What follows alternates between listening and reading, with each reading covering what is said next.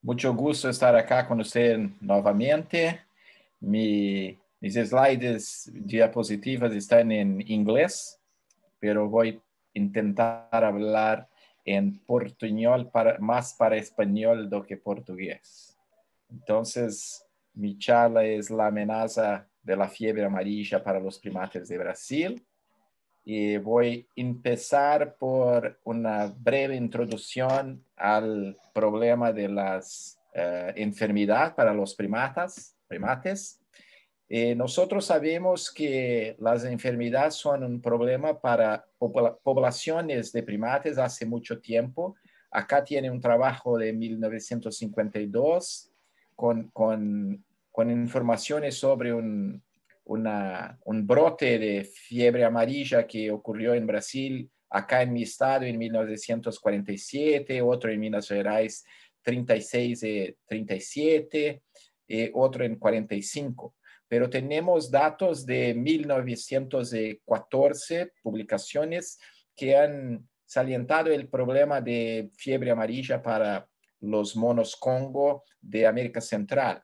Pero embora tengamos estas informaciones hace más de 100 años, ellas no eran vistas como problemas serios para la conservación, pero problemas para poblaciones aisladas. Entonces, en el libro de con la biología de la conservación de primates de 2000, las mayores amenazas para los primates eran la pérdida y perturbación del hábitat y la cacería.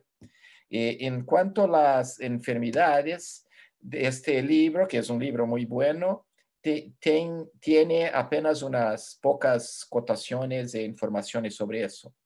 El mismo es verdad en este trabajo de 2001 en Evolutionary Anthropology, que Colin Chapman y Carlos Pérez escribieron. Y acá también mencionan un problema de fiebre amarilla, un brote de fiebre amarilla para Loata palliata en Barro Colorado Island, Panamá. Y entonces se sabía eso, pero no eran consideradas las enfermedades como un problema para la conservación, sino para algunas poblaciones aisladas. Y esto también es evidente cuando se mira este trabajo de 2007 sobre las enfermedades infecciosas y el riesgo de extinción para los animales salvajes, publicado en Conservation Biology en 2007, cuando se había 54 especies de mamíferos en la lista de IUCN que tenían como una de sus mayores amenazas alguna enfermedad. Y se puede ver acá que yo ponía en saliente que no había ningún primate en esta lista con este problema. Pero los brotes de Ebola en África que reducieron hasta 80-90% poblaciones de chimpancés y gorilas, llamaron más la atención para este problema y entonces las enfermedades infecciosas emergentes empezaron a ser más observadas y también tenemos que incluir en esta historia que la población humana mundial ha crecido a 1 billón de personas a cada 11, 12 años. Entonces, en cuanto en la década de 70 llegamos a 4 millones o 3 millones, ahora nos tenemos casi 8 millones. Entonces, este aumento de la población humana ha tenido una consecuencia de llegarnos cada vez más cerca de los primates, fragmentando sus hábitats y también interactuando más con estos animales. Y entonces, después de estos brotes de Ebola principalmente, algunos libros empezaron a llamar más la atención. Este es un libro muy bueno, Infectious Disease in Primates, Behavior, Ecology and Evolution, es muy bueno, de 2006, que tiene un capítulo Parasites and Primate Conservation.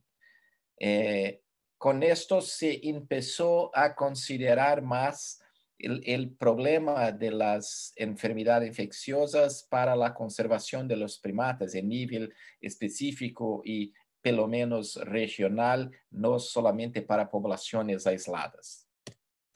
También este trabajo de 2008 alentó la importancia de estudiar las enfermedades para la conservación de la biodiversidad y la salud global, porque hay una interacción entre la salud del ecosistema, la salud de los animales silvestres y la salud del hombre y sus animales domésticos, que es el movimiento One Health, salud única, tiene muchos nombres para la misma interacción de estas áreas que son interrelacionadas.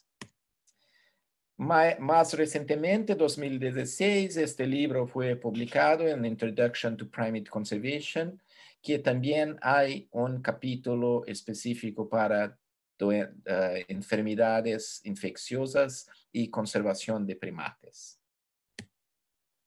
Y recientemente también publicamos este trabajo salientando los problemas con los primates en los cuatro países más ricos en especies, que son Brasil, Madagascar, Indonesia y la República Democrática del Congo. Y yo escribí de esta sesión en enfermedades infecciosas, y no hay un único registro publicado, confirmado, de erradicación mismo que sea regional de una especie de primate que tenga desaparecido por un problema de enfermedad infecciosa. Esto no significa que estas erradicaciones no han ocurrido, pero nosotros no tenemos información y confirmación de su ocurrencia. Probablemente muchas poblaciones en muchos lugares, en muchas regiones fueron extintas. Yo prefiero extirpadas, porque hay una diferencia sutil, que extinción, las personas que no son de nuestra área tienden a oír que extinción es para siempre. Entonces, cuando se habla en extinción regional o local, las personas no entienden que la especie puede retornar, porque si extinción es para siempre, ¿cómo pueden volver? Entonces, yo prefiero extirpación, que es un sinónimo que no tiene esta connotación definitiva. Y no hay entonces ningún caso confirmado de desaparición de una especie en escala regional, embora se tenga muchas informaciones de poblaciones muy comprometidas o mismo que desaparecieron de pequeñas áreas de hábitat. Vamos entonces a hablar sobre la fiebre amarilla como un ejemplo. Es muy importante porque hasta hoy se ve informaciones muy mal transmitidas por la media, y yo voy a poner en el fin un video que es de 2 días atrás, y tiene una información que está correcta, que yo tengo una gran responsabilidad en informar la media sobre esto, pero ellos también contienen una o dos más informaciones, no son más informaciones necesariamente que tienen un prejuicio para los primates, pero pueden tener dependiendo de la percepción y la interpretación del problema por las personas. Entonces vamos a entender un poco más sobre la fiebre amarilla, porque también los doctores, los médicos acá en Brasil, muchos no tienen ideas y a veces son hasta secretarios de salud en importantes estados y tienen una información totalmente enviesada, deturpada y no saben bien o qué es exactamente esta enfermedad. Bueno, la fiebre amarilla es una enfermedad viral que es transmitida por mosquitos y es de origen africana. Es una enfermedad que se cree que el virus surgió hace como 2000 años apenas, no mucho más que eso. Por año se tiene en el mundo 200,000 casos con 30,000 muertes. Es considerada endémica en 44 países del mundo, que son, yo voy a mostrar en un momento un poco más, que son en África y en la América Latina. En estas áreas donde la enfermedad ocurre, nosotros tenemos más de 900 millones de personas en riesgo de la enfermedad, o cerca de un séptimo de la población de todo el mundo.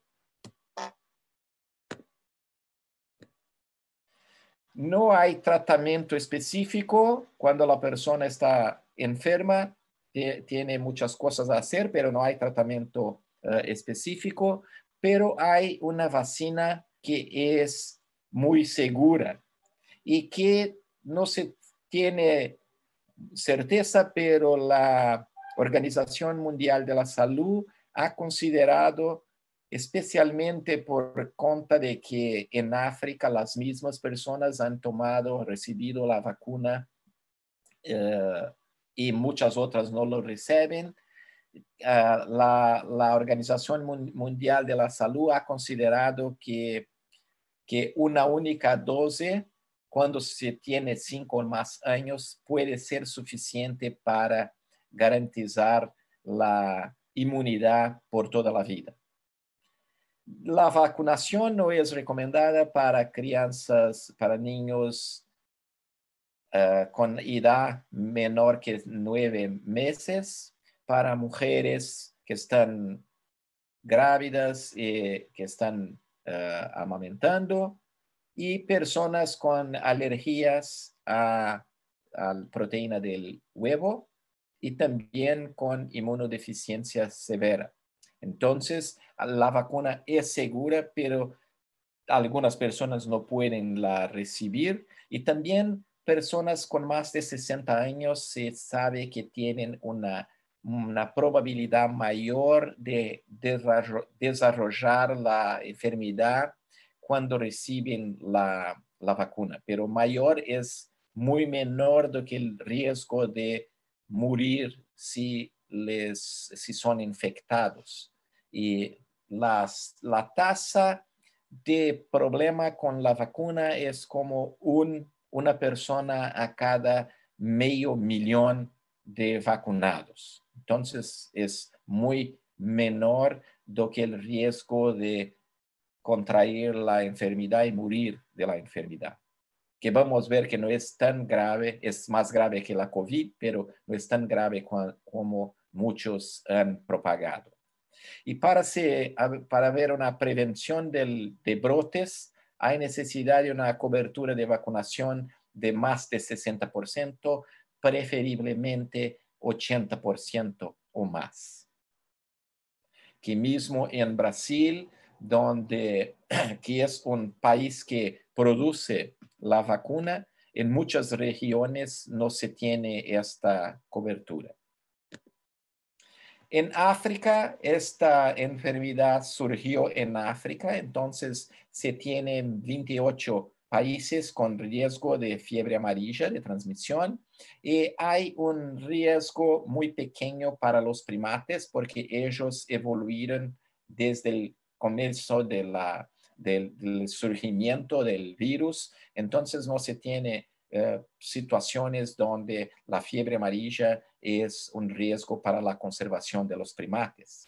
Pero en Latinoamérica tenemos, especialmente en Sudamérica, tenemos 13 países los 13 países tienen riesgo de transmisión y un alto riesgo para los primates, especialmente algunos géneros. Y vamos a ver en la secuencia que tenemos aprendido mucho en los últimos años con los brotes que tuvimos al sur de Amazonas. En la América del Sur, la fiebre amarilla puede tener dos ciclos. Un ciclo que es el ciclo silvático, que significa que el virus circula entre monos y mosquitos. Y otro que es el ciclo urbano, que el virus circula entre humanos y mosquitos domésticos, en el caso Aedes aegypti. En Brasil, la fiebre amarilla urbana fue erradicada en 1942. En Acre fue el último caso, Sena Madureira, Acre, en la Amazonía. Pero en toda la América del Sur fue erradicada, pero se tiene algunos casos que han ocurrido como hacen menos de 20 años, 12 años, si no estoy engañado, tuvimos un brote de fiebre amarilla urbana en una ciudad de Paraguay, pero son mucho localizados y no tienen se propagado por mucho tiempo. Los especialistas en fiebre amarilla mencionan que el caso de la América del Sur no es si la fiebre amarilla será reurbanizada, pero cuándo y dónde esto ocurrirá. Tenemos un brote que empezó en 2016, no se finalizó, que es un problema que no acostumbraba ser el caso anteriormente en el sudeste y sur de Brasil. Y están algunos pesquisadores diciendo que pueden ser casos de fiebre amarilla urbana. Marco, que estuvo acá con nosotros en otras reuniones, me ha dicho que ellos no cree que sean casos de fiebre amarilla urbana. El problema es probable que con la erradicación de los casos urbanos de Aedes aegypti hace 80 años, es probable que los Aedes aegypti que están acá actualmente no sean tan buenos transmisores del virus do que eran los Aedes que vinieron de África en los navíos negreros cuando la enfermedad llegó en Brasil, en las Américas, como hace 300, 400 años atrás. Una información muy importante y crítica para entender el problema para los primates, tanto en términos de su conservación por cuenta de la amenaza de la fiebre amarilla, pero también por la percepción de las personas cuanto a su participación en estos brotes de fiebre amarilla, es cómo el virus se desplaza entre áreas aisladas de hábitat. En el sur de Amazonía, la mayor parte de la distribución de los primatas es muy fragmentada. La Mata Atlántica tiene algunas regiones en São Paulo que son continuas por muchos millares de hectáreas, pero en general la Mata Atlántica y los otros biomas también, cuando las florestas de los otros biomas también son muy fragmentadas y los parches de hábitat son muchas veces muy aislados. Y nosotros sabemos que todos los primatas latinoamericanos de América son primatas arborícolas, viven en los árboles, prefieren no descer al suelo, pero lo hacen cuando necesario y de vez en cuando, pero también sabemos que es un grande desafío para ellos salir de una área y llegar a otra con suceso y también para cubrir longas distancias. Entonces, se sabe que también usan rangos hogareños que no son muy grandes, muchas de las especies, y que no, entonces que son en florestas, prefieren no descer al suelo.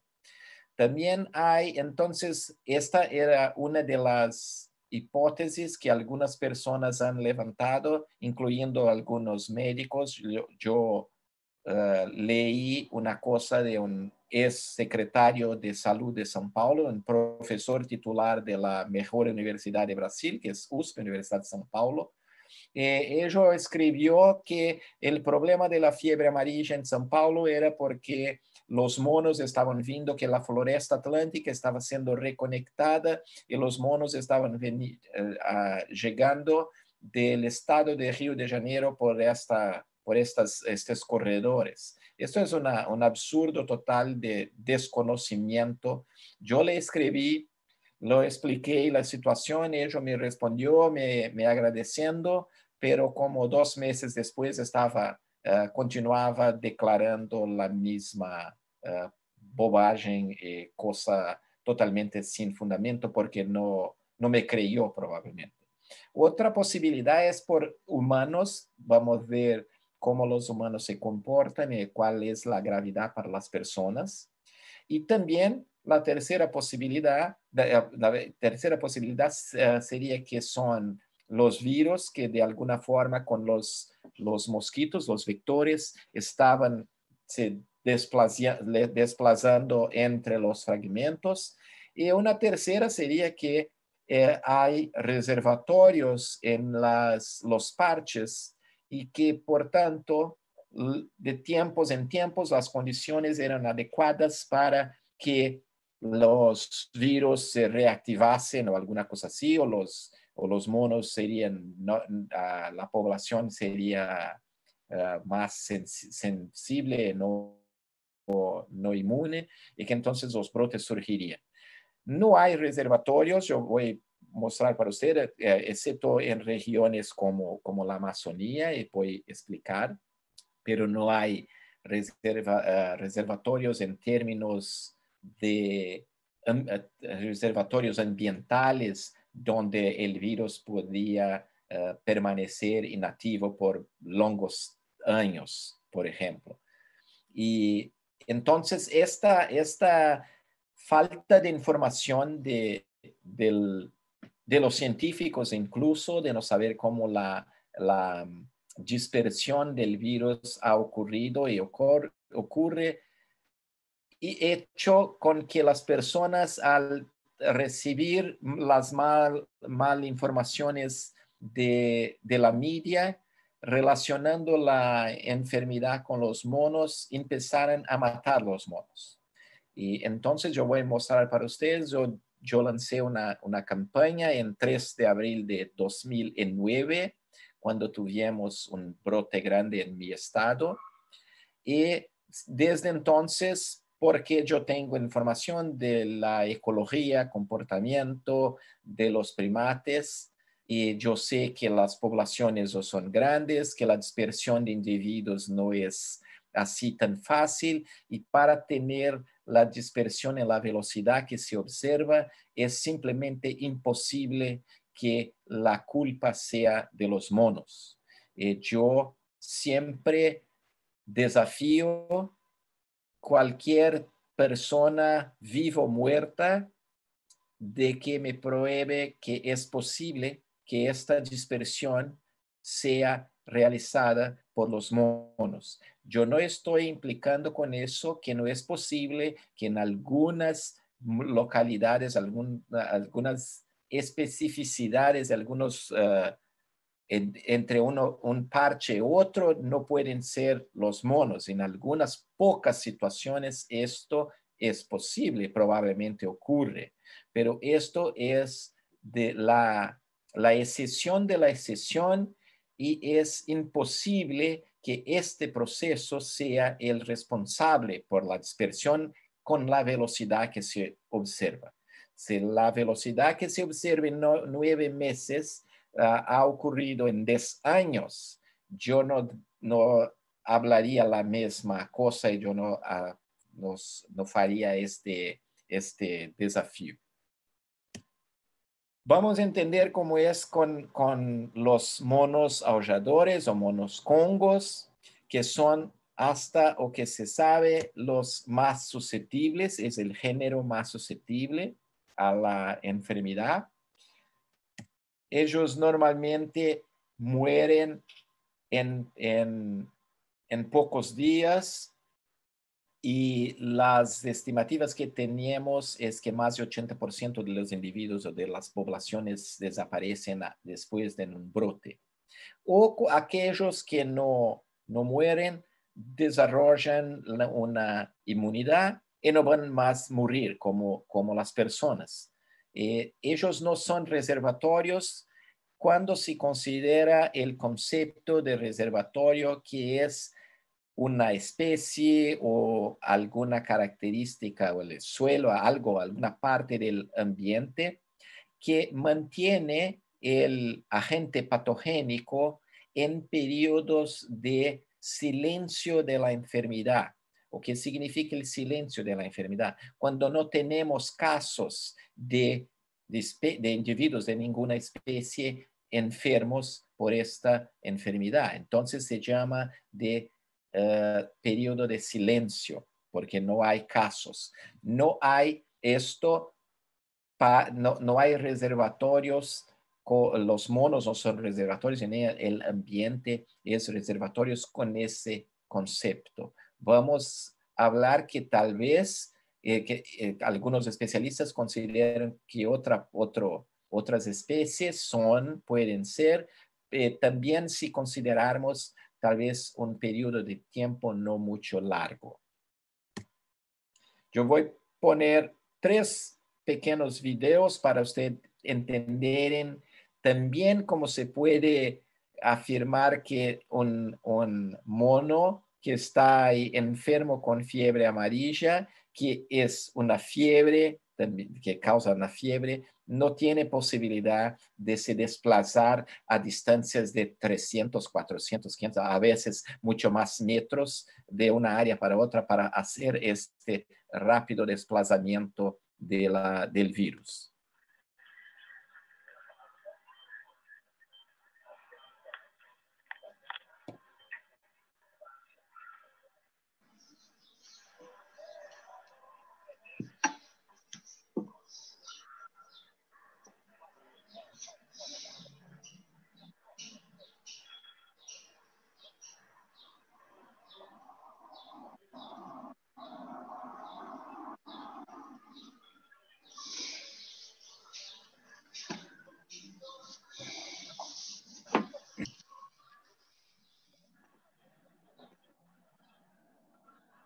Eso es una plaza central en una ciudad del estado. Y el monito está ahí intentando salir de este telado, de esta cosa. Vea sus manos, está tremiendo, está ahí probablemente con fiebre.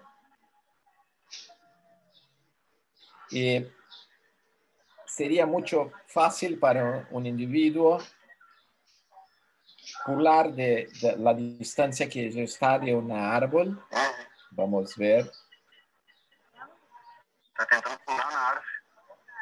Está intentando pular en el árbol. Brincar, se dice, Vika. Está intentando brincar en español. Brincar es pular. Brincar. Brincar, sí. Pular de un otro es brincar. O saltar. Saltar. No tiene coraje, no es valiente, no es valiente. Ahora tenemos otro, es más rápido. Su madre está le inspeccionando, está como duro.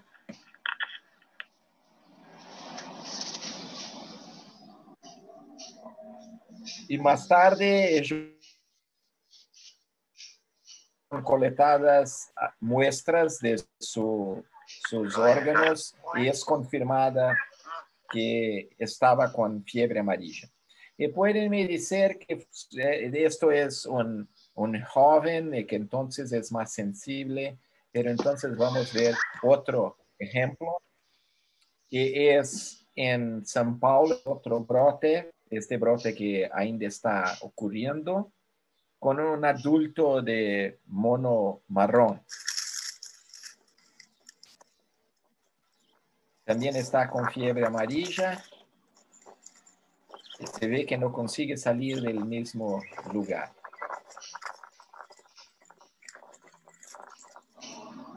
Entonces, esos animales pican mucho sensibles y por ser mucho más sencillos a la enfermedad de lo que las personas, les sirven como centinelas de la circulación del virus. Y por eso las autoridades de salud de las regiones o del país pueden lanzar campañas de inmunización de las poblaciones. Y nosotros tenemos esta situación en un libro de fiebre amarilla, de biología de 1951, citando un trabajo de 48 con monos capuchinos del Cerrado de Brasil que usan el suelo. Y los autores mencionan que no es posible que los monos sean los responsables por transportar los virus para além de sus rangos hogareños, que es una cosa que tengo dito y que me impresiona que otros primatólogos parece que no quieren creer en el conocimiento que se tiene acumulado en las últimas 3 o 4 décadas con los monos de Sudamérica. A pesar de estas informaciones, entonces las personas continuaban a matar los monos aulladores. Esto fue un mono que una mujer con su hijo llevó para un veterinario porque el padre había le dado un tiro con miedo de la fiebre amarilla. Esto fue enforcado en otra ciudad acá en mi estado y también no se sabe la razón, pero puede ser porque estaban con miedo de la fiebre amarilla. Entonces, por causa de eso, yo lancé la campaña Proteja a su ángel de la guarda. Acá yo pone soporte emocional, porque otro día una persona con quien estoy discutiendo un proyecto, ella me dijo, tú debes saber cómo conseguir dinero porque tienes muchos apoyadores de tu proyecto. Yo lo dijo, ningún dio un centavo. Son solamente apoyos morales y apoyar la información. Yo gasté algún dinero para hacer la campaña, pero ninguno de ellos solamente apoyaron la información que fue lo que yo solicité para legitimar y mostrar que más personas están de acuerdo con lo que yo estoy difundiendo. Y la principal información de la campaña era que la protección de los monos no es solamente una cuestión de conservación de la biodiversidad, pero una cuestión de salud pública. ¿Cómo es con los mosquitos? Pues, bueno, los mosquitos pueden vivir hasta 90 días. Un colega de acá de mi estado que es entomólogo me dijo que es mucho 90 días, pero tal vez 30 días, que sea, pero lo que se sabe es que como ocurre con la dengue, también ocurre con el virus de la fiebre amarilla, que las hembras pueden pasar el virus transovarianamente para sus hijas, que son las que pican y que transmiten. Y Haemococcus giantinomis entonces es considerada por los especialistas en fiebre amarilla y en vectores como un vector reservorio de la fiebre amarilla en Brasil, especialmente en áreas, probablemente esta especie, yo pienso que es de Amazonía tal vez, donde no hay necesariamente brotes que se saiba que están ocurriendo, pero el virus está circulando durante más tiempo. Y también hay informaciones de que los mosquitos de esta especie ya fueron encontrados 11 kilómetros de distancia del área donde fueron marcados. Entonces tienen un poder de dispersión muy grande, sea una dispersión por cuenta propia o probablemente ayudados por el viento. ¿Cómo es en los humanos? Esto es muy importante porque las personas están difundiendo informaciones malas, erróneas. La fiebre amarilla, los casos, las formas clínicas son distribuidas en lo que se llama un iceberg.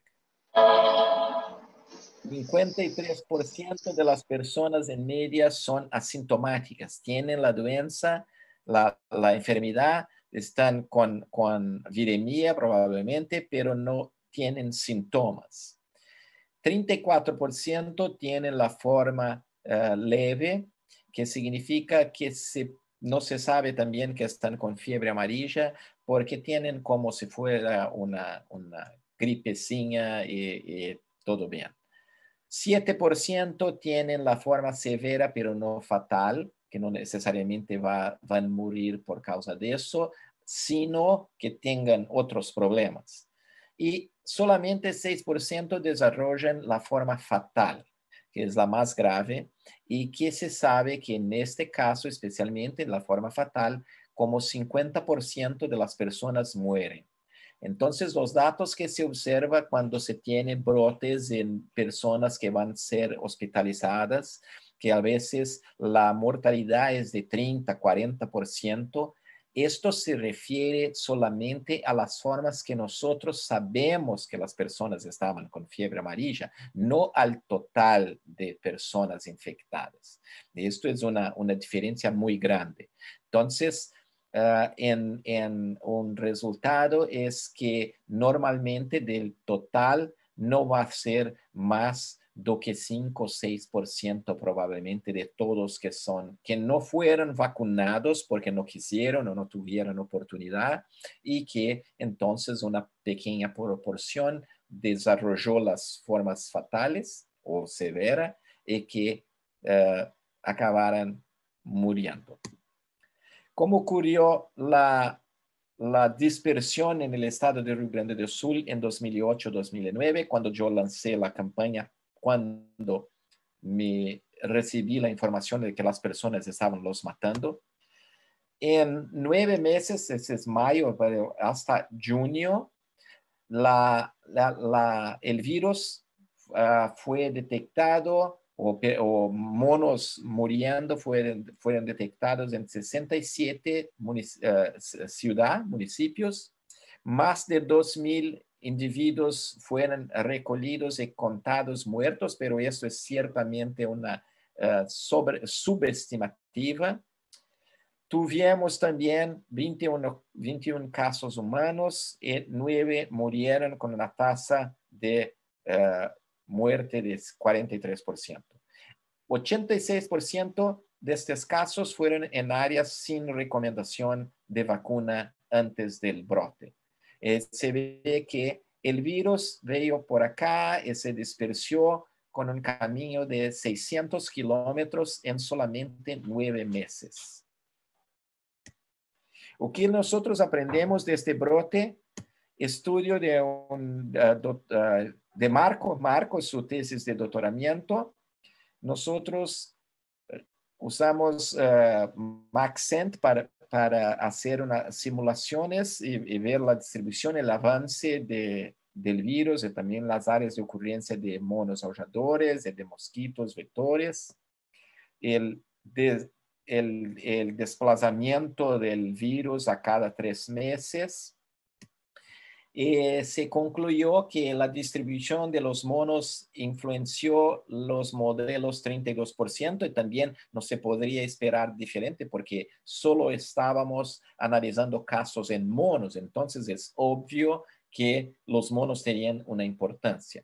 Pero más importante que los monos fueron la variación anual de humedad relativa del aire, 36%, velocidad máxima del viento, 11%, 7% la lluvia mensal media anual y 5% la temperatura máxima en el mes más caliente. O que estas otras 4 variables nos sugieren en términos de cuál su influencia en la ocurrencia, no ocurrencia, pero la dispersión del virus en este brote. Nosotros tuvimos un otro brote empezando en una región muy semejante en 2001, pero el brote no fue adelante. Solo ficó muy concentrado en una región muy específica.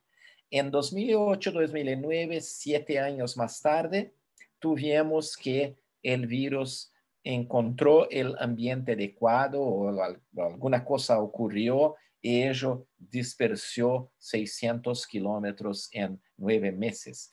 La información es que tanto en términos de la humedad como la temperatura, el ambiente en los años anteriores, en el caso, pero especialmente en los años anteriores, el brote, fueron muy importantes o positivos para la reproducción de los mosquitos vectores. Y las personas que estaban en campo nos relatan, que son personas que trabajan con eso, nos relatan que en el año del brote la cantidad de mosquitos era algo impresionante.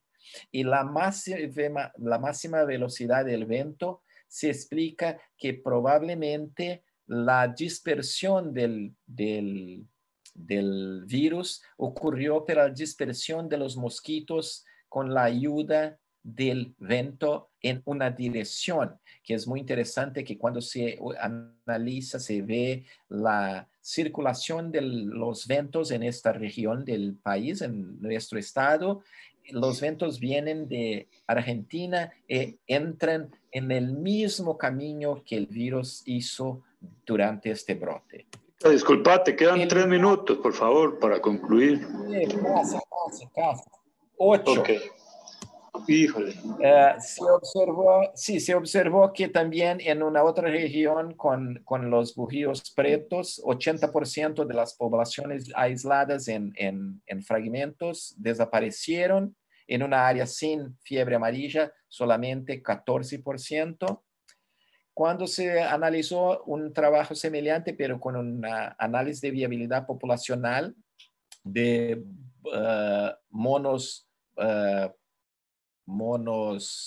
marrones en un campo de instrucción de Santa María del Ejército, también se observó que apenas cuando se trata las poblaciones que permanecían de 10 de 20, que en otras 10 desaparecieron después del brote, solamente las 2 mayores tenían una baja probabilidad de extinción en 30 años, en 100 años la verdad, y que cuando se trata en términos de metapoblación con interacción entre las subpoblaciones, la chance de persistencia para muchas de ellas aumenta. Pero si no teníamos otro brote de fiebre amarilla por más de 100 años, entonces tenemos una probabilidad de que la población va a se estabilizar nuevamente. Pero si teníamos otros brotes, esto ha ocurrido en el estado más de una vez. Entonces, si tuviéramos más casos de otros brotes, probablemente las poblaciones van a se extinguir, van a ser extirpadas. Del brote que está ainda en andamiento, pero ahora en el sur de Brasil, reempezando en el sudeste, desde 2016-2019, en esta región del Brasil. La otra fue acá, que yo estaba mostrando, que es en el estado más al sur. Tuvimos que los micos leones dorados, en una especie amenazada en la categoría de, no sé cómo es, si es amenazada solo en español, no es amenazada probablemente. ¿Cómo es esto, Oscar, endangered? ¿Cómo es en la IUCN? En peligro. En peligro, yes, sí. En peligro, que 32% de la población desapareció. Entonces tenían 3.700 en 2014, 2018 bajaron para 2.516. Es una especie que fue recuperada con millones y millones de dólares en un proyecto muy bien sucedido, el mejor proyecto, más bien sucedido proyecto de reintroducción de primates en el mundo. Se perdió un tercio de la población por cuenta de este brote de fiebre amarilla. También en el caso del muriquí del norte, que es Bractelis hippoxanthus, que es críticamente en peligro. Es una población que aumentó mucho en los últimos 30, 40 años y se perdió, no es un gran problema, se perdió como 10% durante el brote también, solo 10%. Pero otras especies de la misma área de los monos del muriquí, los marmosets, que son en peligro también, desaparecieron más de 90% de la población. Era una de las mayores poblaciones de esta especie. Los monos congos marrones, que estaba como menos preocupante, pero ahora va a ser clasificada como vulnerable. Más de 80% bajó de como 500, 550 para 50, 80 individuos, alguna cosa así. Y los monos capuchinos, que son próximos de la amenaza, 40-50% de la población. En otro trabajo se hizo un levantamiento, eso sometemos para American Journal of Primatology, y se observó que 80% de una población del mono ese que es titi monkey, que en inglés no sé cómo se llama, en Brasil es zogi zogi o sauá, se observó que de 53 a 57 individuos solo sobraban 12 en 2019, con una disminución de 80%. Por cuenta de eso, los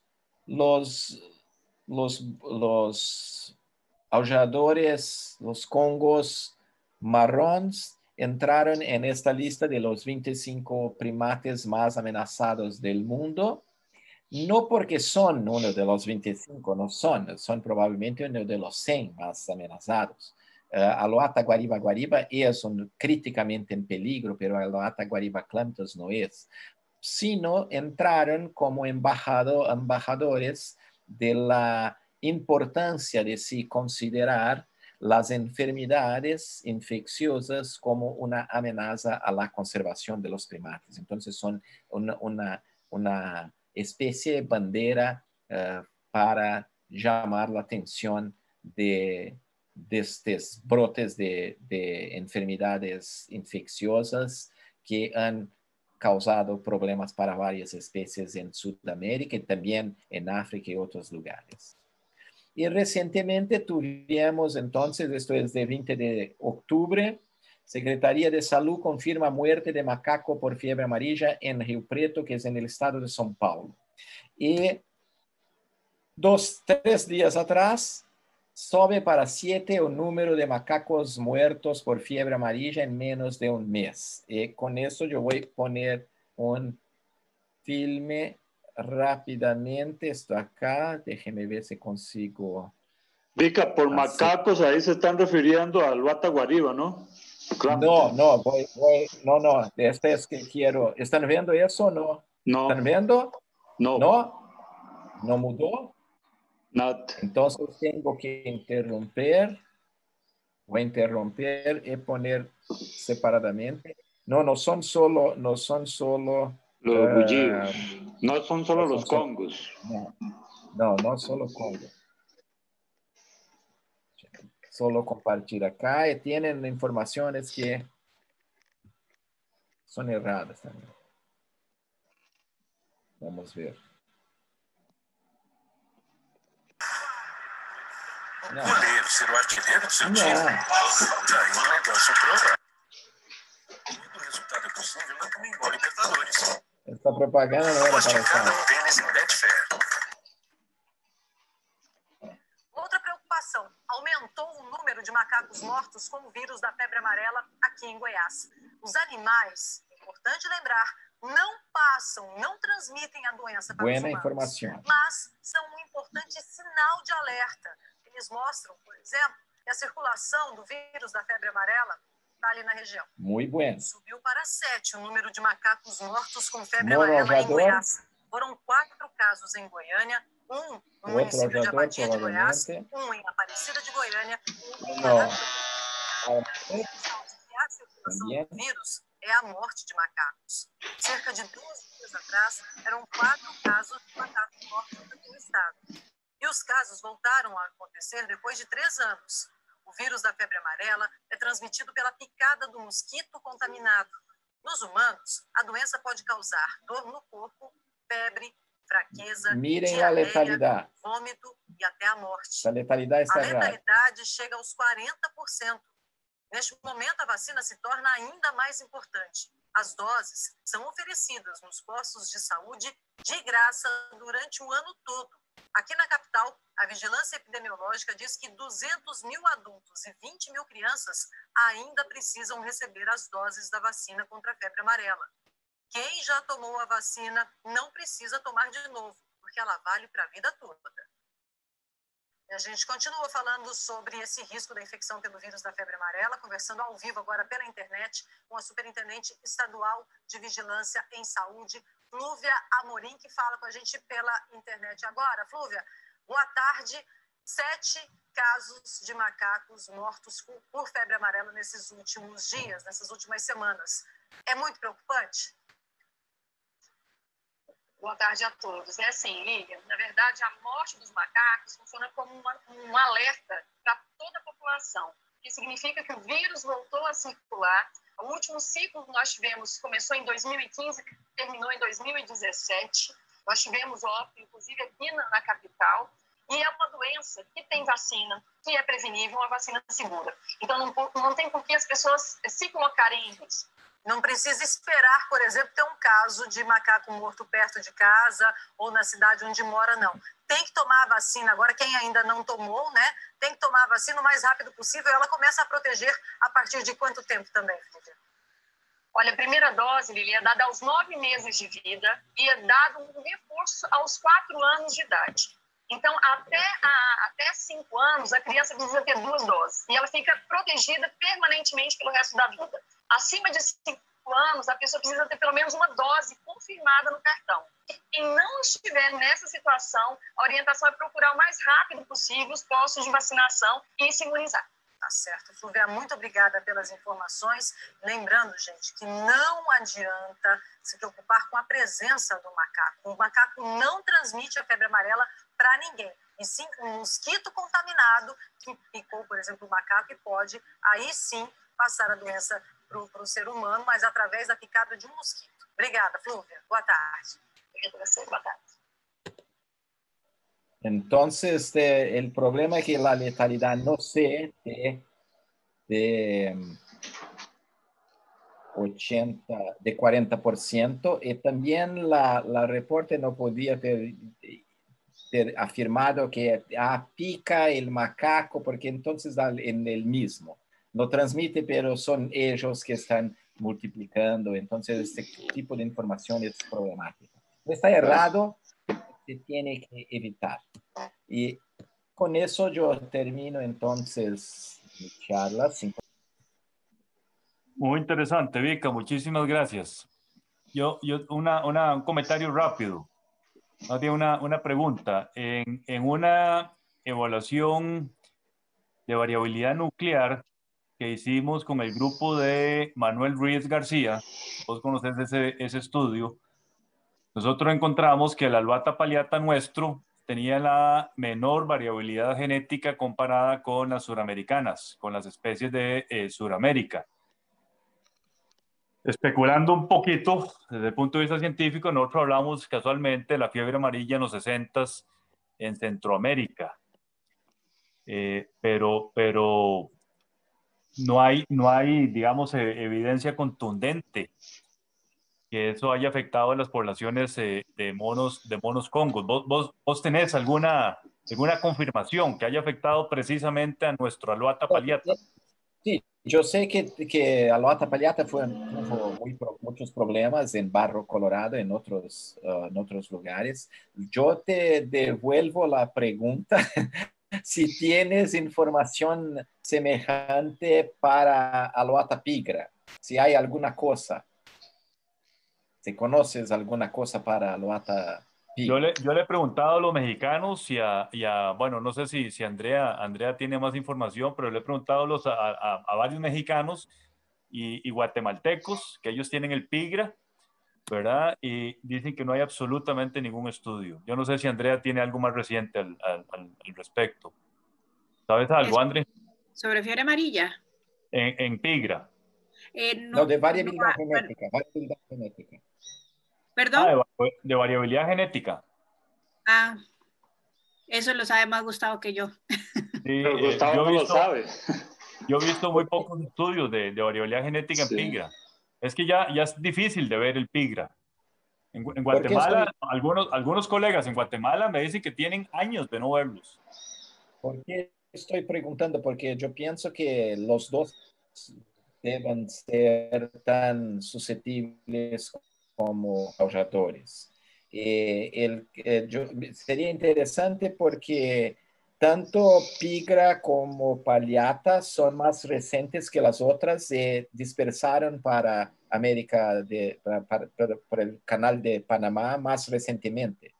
Vieron de Colombia. Entonces, tal vez sea una característica de que son especies más recientes. Yo no tengo idea, pero estoy especulando que puede ser alguna cosa así. Pero también, como tuvieron casos serios de que muchos murieron, yo no dudaría que esto fuera el caso, de que la fiebre amarilla, estos son los descendientes de los que sobrevivieron, no tuvimos tiempo para que la diversidad genética se crease nuevamente, cosas así. Es posible, pero no es mi área. Estoy especulando intentando desarrollar tu idea para saber, pero no pienso que no es imposible, no es imposible. Sí, No conozco también datos similares de acá que tengamos para hacer eso, porque también no se tiene muchas informaciones. Y los brotes extramasónicos son más recientes también, especialmente con datos honestos de este siglo. Entonces, tenemos mucho que aprender, pero pienso que es una hipótesis mucho razonable de ser el caso. Exacto. Sí, Es la hipótesis. metiendo un poco ahí la cuchara, yo creo que ambas hipótesis no son excluyentes. Podría haber ocurrido un cuello de botella y También. que es una especie más reciente, ¿no? Entonces, es razonable esperar que la diversidad genética sea menor, esa especie más nueva. Sí, con certeza, pero y mismo con siendo más recientes, esto tienen datos probablemente. Liliana Cortés Ortiz debe saber que si hay diferencias en la variabilidad genética, o también Luciano Klander de Argentina, que trabajan con eso. Claro. Estos datos yo creo que existen para ver si hay esta diferencia en variabilidad genética. Yo no sé. Ok, ¿alguien más? Jóvenes, a ver, Montserrat.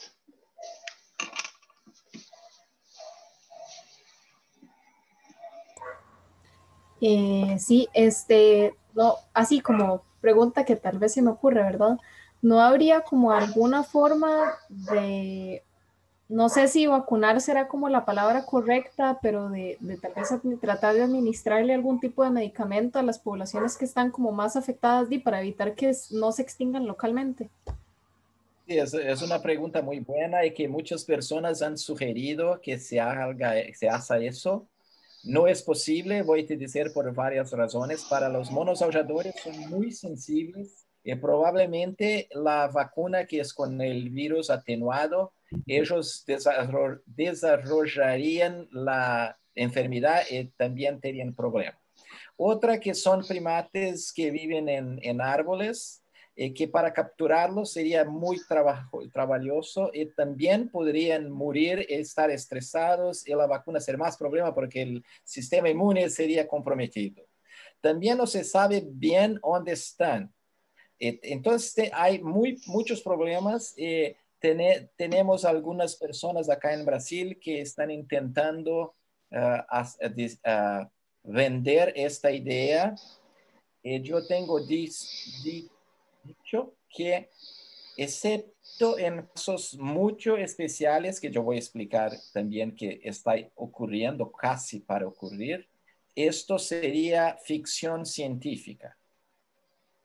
Pasar para la población para las poblaciones no especialistas que es posible vacunar los monos es algo que no va a ocurrir, excepto en caso de especies que son fáciles de capturar, que se sabe cuántos son, dónde están y que han sido capturados con frecuencia, como el caso del mico león dorado, que están desarrollando una vacuna para él,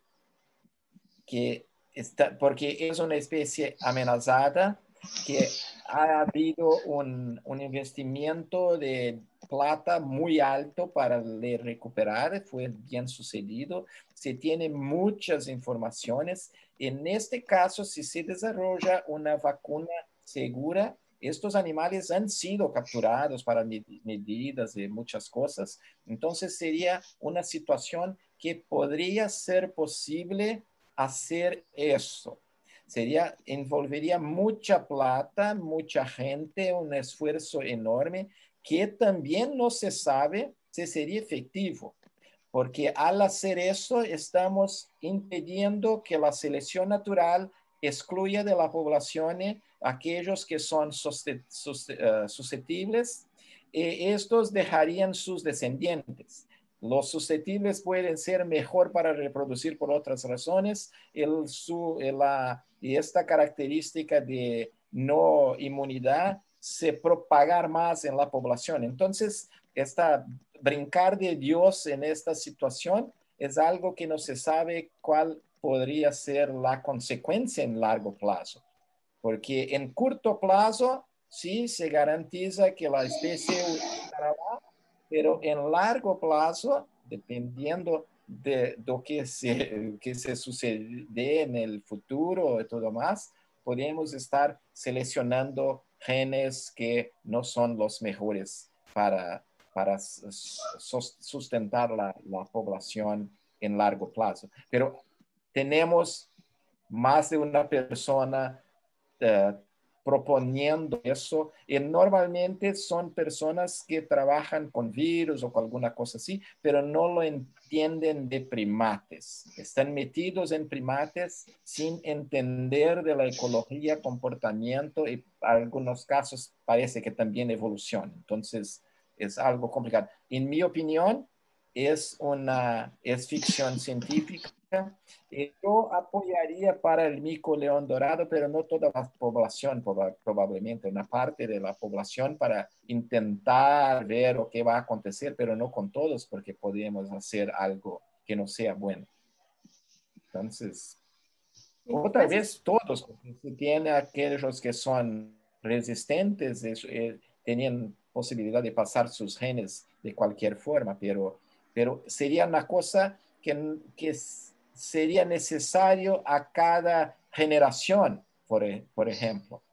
Porque si los adultos son vacunados, pero no son resistentes naturalmente no son inmunes, no tienen la característica de resistencia, dejarán sus descendientes que no son resistentes. Entonces, a cada generación tenemos que tener una nueva vacunación para ir, y esto también va a causar una selección de repente. Entonces, no es tan simple. Es una muy buena pregunta que ha sido propuesta, pero tengo mis reservaciones. Ok, creo que Magali iba a hacer una réplica. ¿O no? Digo, Montserrat. ¿No? Bueno, ¿alguna otra? Sigue Sofi. Oscar, sigue Sofi. Sofi. Sí, Tiene el Sofi. micrófono, Sofi. Hola, buenas tardes. Hola, Sofi. Muchas gracias por la charla. Yo tengo una pregunta respecto de los biomas donde se ha estudiado principalmente la fiebre amarilla, que la mayoría de artículos que he visto están enfocados en mata atlántica, ¿cierto? Bueno, yo ahora estoy estudiando en la UESCI con Danilo Simeonino. Y queremos evaluar un poco las características ecológicas y en primates afectados por fiebre amarilla, pero nuestras áreas de muestreo van desde mata atlántica y toda su transición hasta cerrado, ¿verdad? Porque tenemos en el estado de Bahía ese bioma de cerrado también.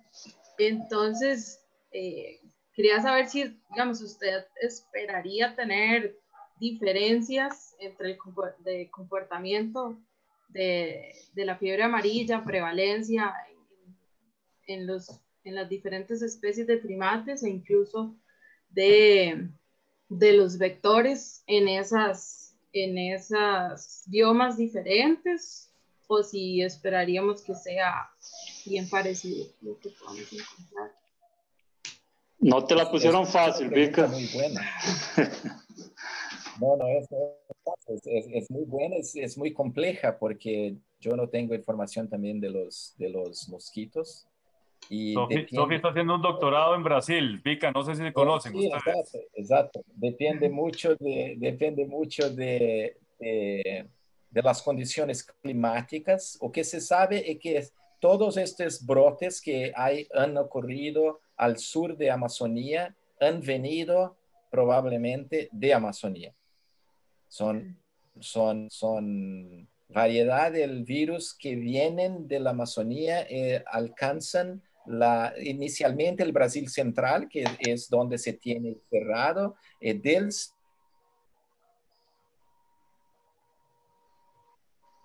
cerrado, 7 fueron para Argentina y para la parte interna del país, Argentina, donde vinieron también para Paraná y Rio Grande do Sul.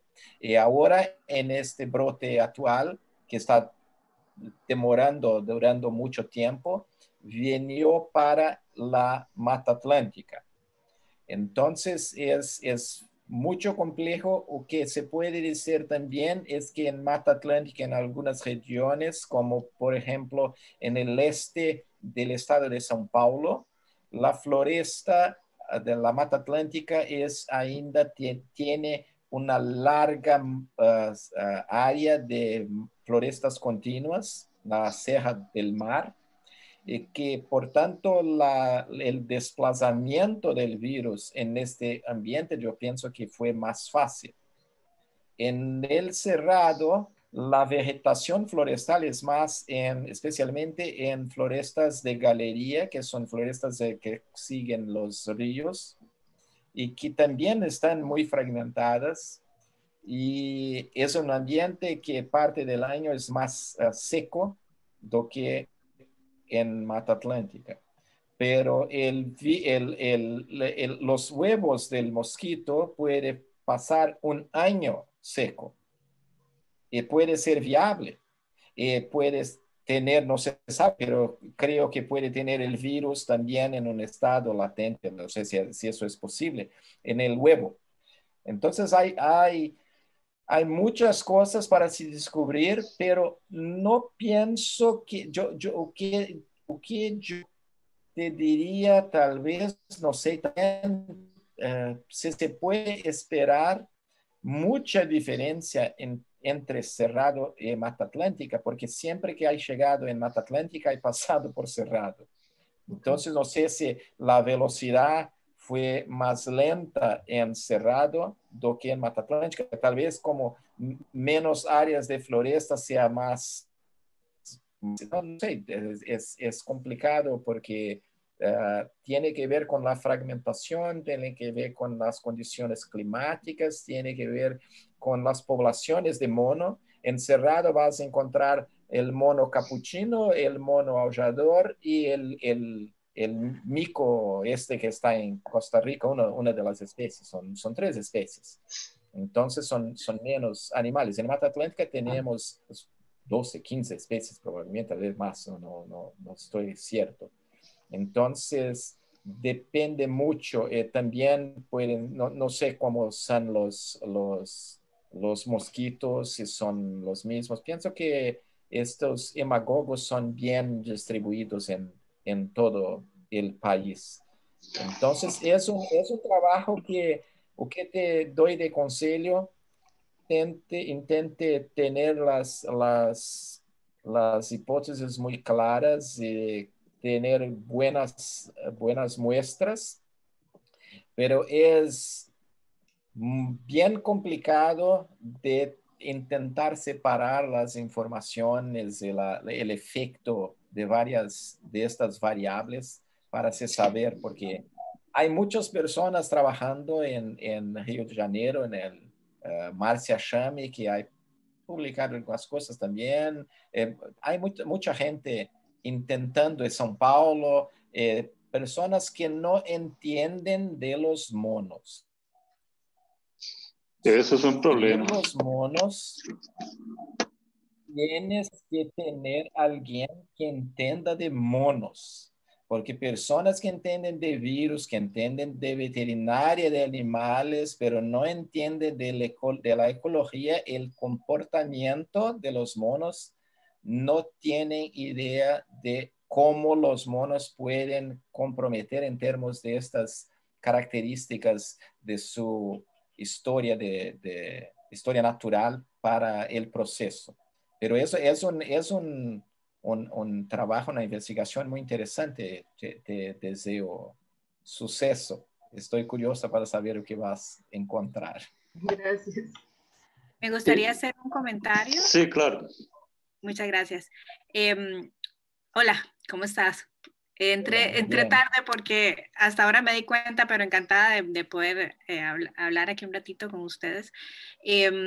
Pues me surge una idea, o sea, me está surgiendo ahora que estamos hablando de enfermedades vectoriales, de fiebre amarilla y de la diversidad de monos que hay en Brasil, que obviamente hace una gran diferencia de lo que nosotros tenemos en la zona de Mesoamérica, ¿verdad? Y también tenemos una diversidad de monos con diferente susceptibilidad al agente infeccioso. Eso también crea un paisaje, una historia distinta a la que podríamos mencionar en otras regiones donde tenemos, digamos, un solo hospedero susceptible. Entonces, la presencia y el mantenimiento del agente infeccioso va a depender de ese hospedero nada más. En el caso de Brasil y estas selvas tan diversas, es interesante evaluar, pienso, ahorita se me está ocurriendo, el efecto de dilución en esos primates, porque el efecto de dilución específicamente para los estudiantes lo que nos dice es que si tenemos especies susceptibles, con diferente susceptibilidad a un agente infeccioso, esto podría favorecer, reducir la cantidad de individuos positivos. O sea, si tenemos un ambiente en donde tenemos muchos, muchos hospederos accidentales o muchos individuos que ni siquiera se pueden afectar por el agente infeccioso, y llega el mosquito y empieza a picar a estos individuos, a alimentarse de estos, va a reducir el riesgo a que los individuos susceptibles sí se infecten del virus, porque la cantidad de mosquitos que están picando al animal susceptible va a ser menor.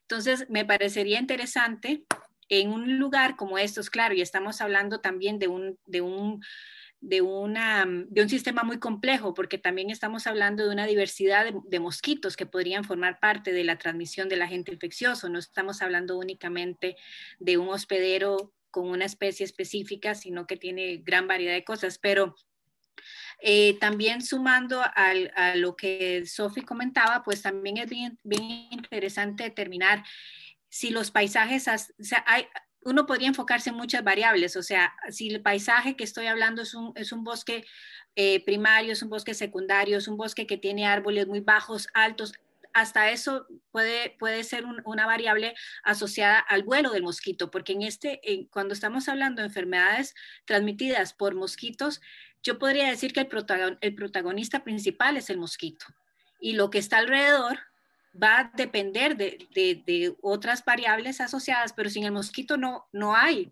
el riesgo a transmisión, ¿verdad? Entonces,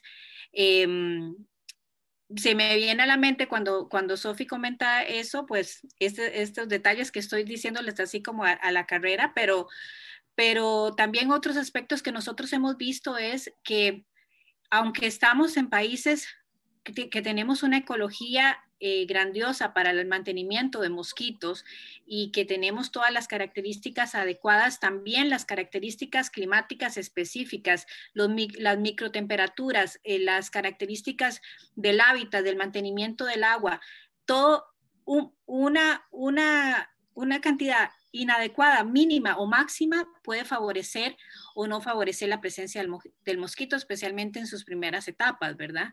Entonces yo creo que estamos hablando de un sistema súper complejo, de un bosque súper complejo, extenso, y que aún más ahora le tenemos que sumar las características antropizadas del paisaje, ¿verdad? Que está favoreciendo que no solo ese ciclo selvático que se mantenía entre un hospedero silvestre y los vectores asociados, se empieza a revolver más con la presencia del ser humano como otro hospedero y con un ciclo urbano totalmente diferente, pero que se puede intercalar, ¿verdad? Entonces, es bien interesante este tipo de ambientes y esas características que sí es importante que nosotros destaquemos. No es lo mismo las características de un paisaje como Brasil, con esa diversidad de especies de primates que se tienen, que los paisajes que tenemos en Mesoamérica, por más que tengamos los mismos bosques lluviosos y que tengamos el mismo mosquito,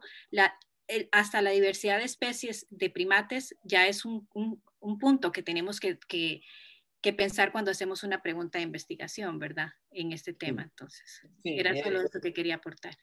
Sí, en nuestro estado tenemos solamente 3 especies de monos, que son 2 salvadores y un mono capuchino, que no me recuerdo de ter oído un simple caso de mono capuchino, que es más para el norte también, en este brote de 2008-2009.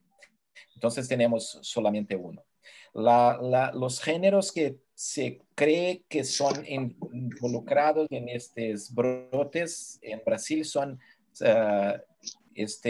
Hemagogus y Sabetes. Parece que principalmente Hemagogus. Y hay en la literatura la información de que estos mosquitos son primatofílicos, que prefieren picar monos. Alessandro Pêssego, que es un brasileño que trabaja en el Ministerio del de Salud también, está en la Universidad de Brasilia, que trabaja muchos años con la fiebre amarilla. Ellos me dijo que no se sabe dónde salió la información de que son primatofílicos. Entonces es una cosa que a veces se cree, oh, son primatofílicos, pero ninguém sabe quién lo dijo. Tal vez alguien haya dicho 20, 30 años atrás, ¿será que son primatofílicos? El otro dijo, primatofílicos son primatofílicos, y se transformó en la verdad algo que no hay comprobación. Pero una cosa es verdad que dices todas verdad, una cosa, pero un otro aspecto que me gustaría de salientar de lo que usted mencionó es que cuando los bosques son más menores y son más degradados, y en nuestro estado esto también no teníamos otras especies para sobrevivir, pero en la Mata Atlántica de São Paulo, por ejemplo, donde se tienen una diversidad mayor, normalmente los monos aulladores, estos micos que están también no exactamente los mismos, porque estos son de Cerrado, Caatinga y Mata Atlántica del Nordeste. Pero monos capuchinos son los que normalmente tienen una habilidad mayor de sobrevivir. En los monos aulladores se sabe que son muy susceptibles y son grandes, son no son los mayores, pero son mucho mayores de que los monos, monos capuchinos y que los marmosets, los micos mucho mayores. Y son mucho más letárgicos, pasan descansando, durmiendo como 60% del día. Entonces son probablemente más fáciles de ser picados por los mosquitos do que otros que hasta la son hora más que se alimentan o que se mueven. Sí, exacto, no paran quietos y son más rápidos y comen insectos. Entonces, los monos aulladores son más susceptibles a ser picados porque son mayores, tienen el rostro expuesto y son más descansados. Duermen buena parte del día.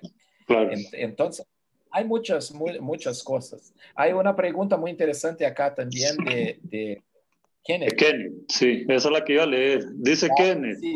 dice Kenneth, sí, que si hay fiebre amarilla en Asia o está restringida solo a África y América. Solamente en África, Mesoamérica en el pasado y Sudamérica en el presente. No hay casos en Asia. Nosotros sometimos para un fascículo especial de International Journal of Primatology hace 2 o 3 semanas, exactamente sobre eso, para un fascículo especial de conservación de primates, factores de amenaza de primates. Marco, yo Rafael, que aprendemos también. Hicimos un modelaje también para ver el riesgo para los primates de Asia. O que hay en Asia es muy interesante porque no hay casos en primates y se cree, también no hay en personas. Tuvimos al 2016, yo pienso, un caso de 11 o 12 chinos que volvieron de África con el virus para China.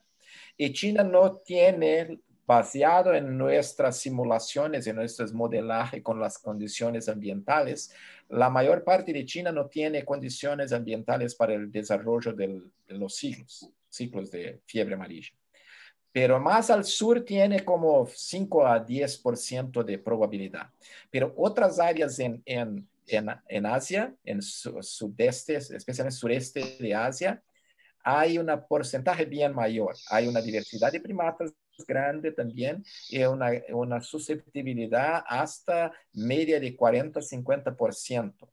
Pero lo que se sabe, existen varias hipótesis por qué no hay fiebre amarilla en Asia, y una de ellas es que probablemente es posible que haya una competición con el virus de la dengue, que es muy común en Asia.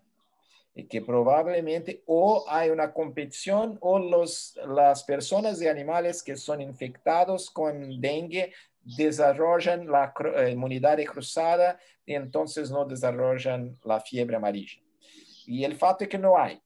Pero mi idea era exactamente considerando la facilidad que tenemos actualmente de personas yendo para lá y para acá, y de comercio, especialmente de Brasil con China y otros países de sureste asiático. ¿Cuáles serían las regiones con más susceptibilidad y cuáles serían las especies con mayor susceptibilidad de tener problemas con la fiebre amarilla? Y hay 2 o 3 especies de tarsios, que es una lineaje para aquellos que no saben, que es intermediaria entre los antropoides y los prosimios, en un elo, se llama un elo perdido. Tiene características de prosimios y características de monos superiores. Y interesante, yo no achei nada ninguna información sobre se tener poblaciones de tarsios que fueran estudiadas y que tenían alguna evidencia de que fueran infectados con dengue. No, es posible que fueran colectados y no tenían nada y no fueran citados, tal vez, pero no lo creo. Pero otros grupos, algunas macacas fasciculares y macaca mulata y algunas especies de macaca y otros lineajes también. Hay casos de proporciones significativas de infección con dengue o otras infecciones también, otros flavivirus y cosas así. Entonces, es posible que ellos sean inmunes por inmunidad cruzada. Hasta en orangotangos, casos de orangotangos con una proporción de orangotangos con anticuerpos contra dengue probablemente. Entonces es un ejercicio, hicimos un ejercicio basado en la distribución de los mosquitos, la distribución de los monos, o que se aprendió con esos estudios de esos últimos años, otras simulaciones de distribuciones de mosquitos, porque también se puede tener los mosquitos o huevos de los mosquitos llegando en lugares como Vietnam o China o otros lugares, y cuál es la probabilidad de haber un establecimiento de un ciclo que probablemente también si ocurriera, se cree que sería inicialmente en ciclo urbano por cuenta de la cantidad de mosquitos urbanos y la superpoblación de humanos que tienen en esos países, y que después sería entonces la interiorización en las florestas, que sería un problema para los primates. La información que tenemos ahora, porque de fiebre amarilla en América del Sur, o que se sabe que llevó como más de un siglo, tal vez 2 o más, para salir de la ciudad y entrar en las florestas. No se sabe cierto, pero puede ter demorado más tiempo porque y también las poblaciones humanas eran mucho menores y todo más. Con Zika virus, que fue otra que fue importado para América, para el Brasil como 2012 o 13, como 2 años después, monos peridomiciliares ya estaban infectados. Entonces, ahora cuando la población humana es mayor y cuando estamos más cerca de los monos, esta transmisión de los mosquitos que fueron infectados en humanos y van a picar monos es muy más rápido, tiene el potencial de ser muy más rápido. Entonces, nuestro trabajo fue bien interesante porque fue medio detective, intentando explorar los caminos de cómo el virus podría llegar con visitantes no vacunados, personas locales que viajan, burlan las leyes que tienen que ser vacunados. Recientemente, 2018, 2019, Vietnam y otro país que no me recuerdo, tiraron esta exigencia. Entonces, personas de Vietnam pueden viajar para países endémicos de fiebre amarilla, no necesitan más vacunas. Y es uno de los más vulnerables a desarrollar fiebre. Entonces, ellos están corriendo el riesgo de importar fiebre amarilla. Si todas las personas fueran vacunadas, no teníamos problema. Eso sería por el comercio de commodities y cosas así que los mosquitos o huevos infectados podrían llegar. Y nosotros exploramos estas cosas. Fue un ejercicio bien interesante de muy bien. Alertar si es posible. Okay, muy bien, Vika, una última pregunta solo, rapidito. Me llamó mucho la atención en la tesis de Marco, que bueno, en el artículo de la tesis de Marco, esa gran importancia que tiene la presión de vapor de agua en el modelo, un 36% explica esa variación. Yo no leí el artículo todavía, infelizmente, Y cuando vos estabas hablando de eso, tuve que atender una llamada. Entonces, no sé si ya lo explicaste, pero me gustaría que dieras así brevemente tu posible explicación a ese resultado. No de detalles, no me recuerdo también del detalle de esta variable específicamente, cuál fue la información. O que se tiene es que la modelaje utilizó la media de 20 años, tiene muchas cosas que no son del año o de los 2 años anteriores, es una media, es que está en BioClean, son datos Sí, que claro. están disponibles. Pero todas las variables que nos retornaran como significativas son compatibles con o facilitación de la reproducción de los mosquitos, que son la humedad, la presión de vapor, que también tienen relación con la humedad relativa, porque la humedad relativa es relativa a la temperatura y la presión de vapor es una cosa más absoluta. La humedad relativa es relativa a la temperatura. Una humedad relativa de 90% a 10 grados centígrados es mucho menos humedad, mucho menos vapor de presión de vapor do que a 30 grados centígrados. La relativa es exactamente relativa a la temperatura ambiente.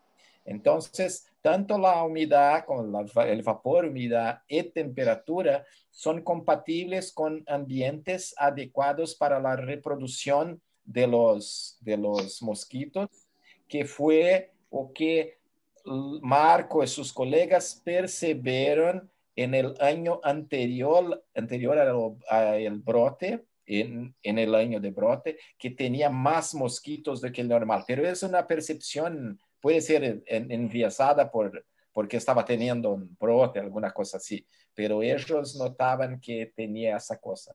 Y la velocidad del viento no es cualquier viento, pero más como en inglés es gust, wind gust, es cosas más fuertes que elevan y tienen el poder de elevar. Y el interesante es que cuando se mira la circulación normal de estas corrientes de viento en Rio Grande do Sul, el camino del virus fue muy parecido con el de los vientos que vienen, las corrientes que vienen de Argentina para el estado. Siguió la misma dirección, entonces es muy interesante. Hay otras cosas que considerar, por ejemplo, que cuando yo lancé la campaña en 2009, yo consideraba y yo incriminaba a las personas, los asintomáticos, porque los asintomáticos pueden se desplazar libremente. Pero una cosa que yo no tenía muy claro y que hay también explicaciones, que Alessandro, yo hablé con Alessandro, es que para ser personas y para ser también monos, si fuera posible, que no es, porque hay una dirección de desplazamiento del virus y no hay como surge acá y sale para todas las direcciones. Hay una cosa que es consistente. Y una explicación también que evitaría esta dirección para todas, no exactamente para todas las edades, pero cuando el virus pasa de un lugar que mata a los monos o otros son inmunes, no tiene cómo volver porque los monos ya fueron, la población ya fue afectada. Entonces tiene un nombre que no estoy recordando, que no es posible ir para todas las direcciones, pero es muy interesante que fue en la exacta dirección de las corrientes. Y en el modelo tuvimos un punto de explicación exactamente de los vientos. Entonces, es bien posible que estos brotes son posibles cuando se tiene un periodo favorable a la reproducción de los mosquitos. Y si la paisaje es fragmentada, el desplazamiento del virus va a ocurrir en la dirección de estas de estas corrientes más fuertes o para dónde van cuando tienen vientos más fuertes. Ok, muy bien, Vika, muchas gracias por la presentación. Creo que estuvo muy, pero muy ilustrativa. Todos aprendimos mucho. Y no sé si tenés algún comentario así de cierre ya, de concientización. Sí, yo tengo un consejo. Un consejo. Yo aprendí con esta situación en 2009 que si van a hacer una campaña de concientización, de sensibilización, hay que tener un nombre junto. No pueden ser corrientes que no tienen nombres de personas o de instituciones porque las personas no lo creen. Yo cuando lancé la campaña, yo lancé solito porque yo tuve la información de que las personas estaban matando los monos y no decidí que no iba, pasé una noche muy mala pensando en un nombre para la campaña, entonces tuve la idea de llamarlos de Ángeles de la Guarda, porque todo mundo la gran mayoría de las personas en nuestras culturas entiende que es un ángel de la guarda. Tiene un problema con este nombre que las personas tienen algunos problemas de cualquier cosa que se remita mismo que indirectamente a religión. Las personas no les gustan de usar el término porque ángel es alguna cosa católica. No tiene, es una bobaje. Entonces, mismo las personas que me permitieron usar los logos de sus instituciones son muy raras aquellas que usan el término ángel de la guarda para llamar los monos y que sería una cosa que las personas entenderían. Las personas no saben lo que es centinela, no saben lo que es sinalizador, no saben qué es bioindicador, nada de eso. Ángel de la guarda nunca puede ser una cosa ruin, nunca, para quien entienda qué es, sea religioso o no sea religioso. Entonces, yo usé este término y yo lancé esta campaña de dentro de mi universidad católica sin dar cuenta que estaba en una universidad católica. Me di cuenta como después. Tuvo la buena sorpresa que no fue mal recibido. En la primera, cuando yo lancé, también pudo incluir el logo de la Confederación, de la Conferencia Nacional de los Bispos del Brasil Regional Sur. Esta vez me explicaron por qué preferían no tener su logo. Está bien, pero me permitieron la primera vez. Y entonces mi consejo sería, si quieren hacer alguna cosa que tiene información científica, hacen eso con un nombre de institución y también con algún contacto. Yo recibí muchas ligaciones en mi oficina de personas me preguntando sobre vacunas. Yo todas las veces que fueron sobre vacunas, yo les digo, esto tú tienes que conversar con un médico, no conmigo. Yo soy biólogo, yo estoy hablando una cosa, la vacuna es segura, pero si puede, debes tomar la vacuna, converse con su médico, porque no es mi especialidad.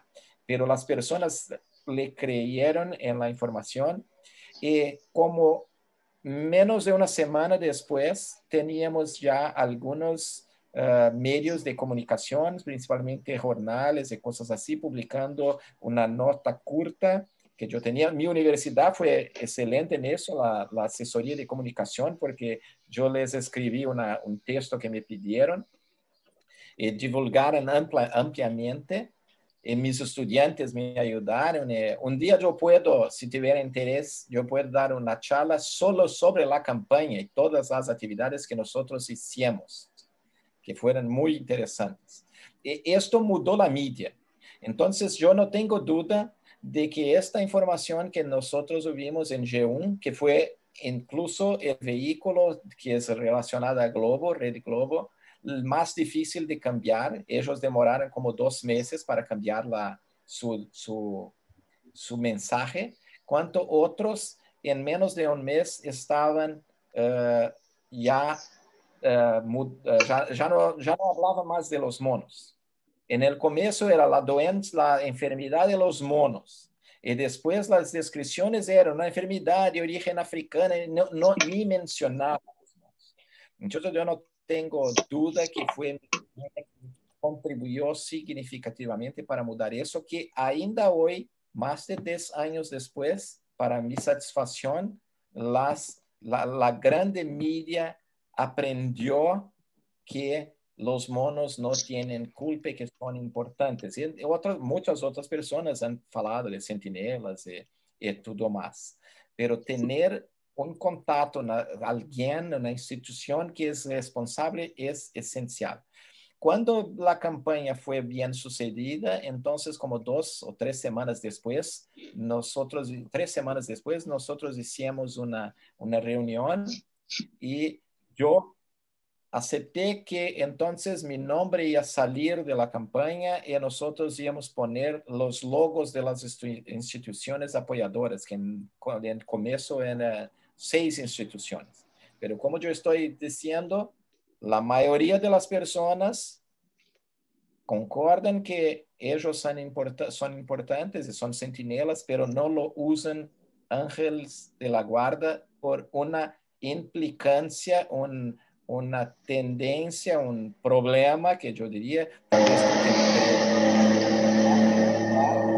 Darwin me gustaría de llamar, porque es una analogía con algo que todo mundo sabe que es algo que no puede ser malo. Okay. Yo terminaba el texto diciendo, entonces, ¿usted mataría a tu ángel de la guarda? Esa era una pregunta, el final. Y esto se propagó mucho y fue muy bien sucedida. Entonces, eso es para mostrar que a veces tenemos unos preconceptos que se compromete la información que se quiera por un preciosismo personal que no tiene beneficio ningún para la conservación de la biodiversidad. Muy bien, Vika, muchas gracias. Perfecto. Gustavo. Sí. Hasta luego. Que el ángel de la guarda te acompañe, Vika. Y el ángel de la guarda Con certeza, siempre, mi suerte. Okay.